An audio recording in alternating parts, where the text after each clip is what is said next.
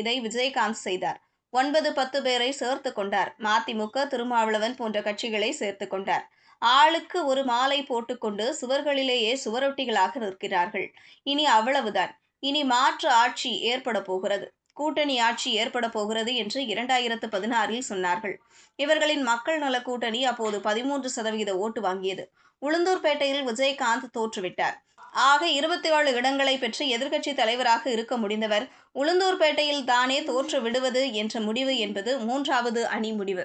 இது ஓட்டை பிரிக்கிற வித்தையே தவிர ஜெயலலிதாவுடன் சேர்ந்து எதிர்க்கட்சித் தலைவர் ஆனவர் 27 இடத்தை 48 இடமாக்கி 98 இடமாக்கி அப்படியே ஆட்சிக்கு வருவதற்கு முயலாமல் போய் பிறகு விலகி நின்றார். ஆட்டத்தில் 2 கட்சிகள் ஊண்டி நிற்கின்றன. அதில் ஒரு கட்சியை பலவீனப்படுத்தி மீண்டும் அந்த இடத்தை அடைய வேண்டும். அதிலல்லாமல் எடுத்தவுடனேயே ஆள்வதற்கு என்ற மனநிலையில் யாரும் வரக்கூடாது. விஜயும் அதிமுகவும் கூட்டணி அமைத்தால்தான் திமுக ஆட்சியை வீட்டுக்கு அனுப்ப முடியும்.